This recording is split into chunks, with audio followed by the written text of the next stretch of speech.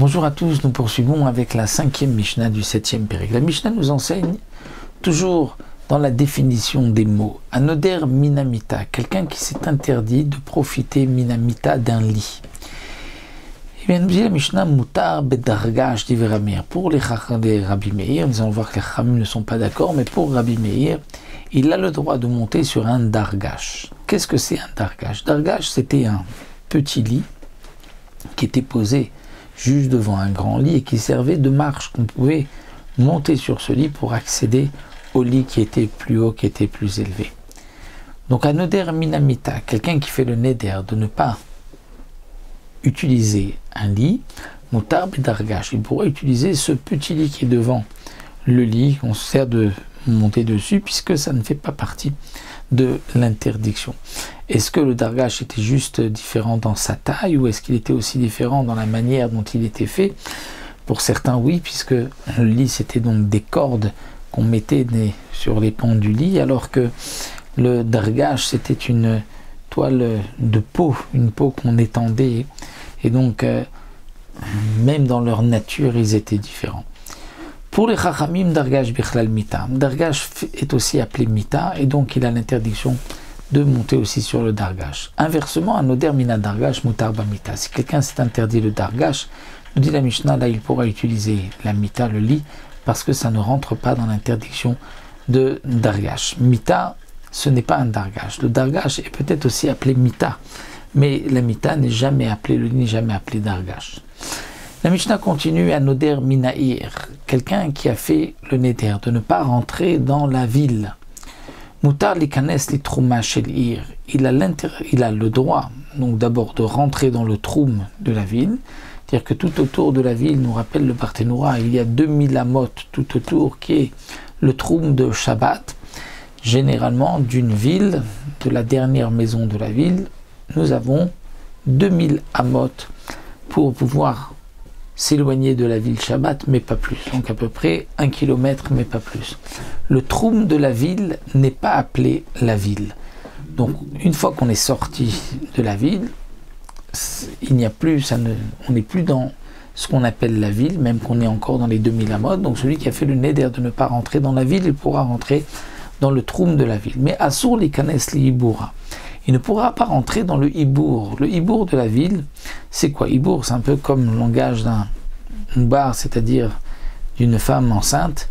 C'est que lorsqu'on mesure une ville pour savoir à partir d'où on va compter les 2000 amot, tant que il y a des maisons dans la ville, on est encore dans la ville. Et donc on ne comptera que les 2000 amot de la dernière maison de la ville. Non, de la dernière maison de la ville, qu'est-ce que cela signifie? Si elle est un petit peu éloignée de la ville, elle fait partie de la ville ou pas?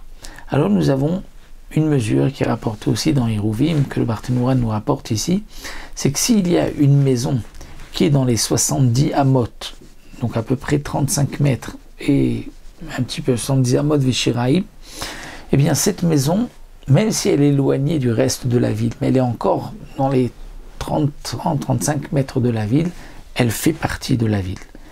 Et donc, celui qui s'est interdit de rentrer dans la ville, c'est aussi interdit de rentrer dans cette maison, puisqu'elle fait partie de la ville, elle est rattachée à la ville. D'ailleurs, le troum de Shabbat, on commence à compter de cette dernière maison. Aval, mais nous dit la Mishnah, anoder minabait. Celui, donc c'est comme on est le hibour, comme une femme enceinte, puisque c'est mort au ventre, donc il y a une maison qui sort de la ville et qui fait partie de la ville. Aval anoder minabait, mais celui qui s'est interdit de profiter de minabait, de la maison. Asur minaga velifnim. Son interdiction sera, même lorsque il y a donc une entrée vers cette maison.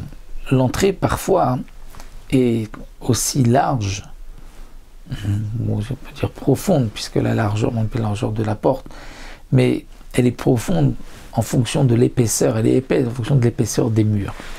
Mais la porte n'est pas comme toute l'épaisseur des murs.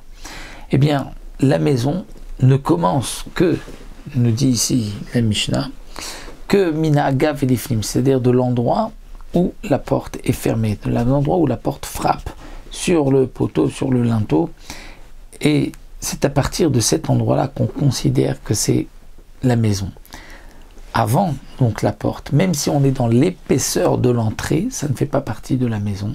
Si une fois que la porte est fermée, il y a une partie on est en dehors de la maison, la porte, on va dire le mur a une épaisseur de 1 mètre et la porte se trouve après 80 cm de l'entrée, il y a une porte. Donc il n'y a que 20 cm vers l'intérieur qui est pris de la largeur, de l'épaisseur du mur de l'entrée.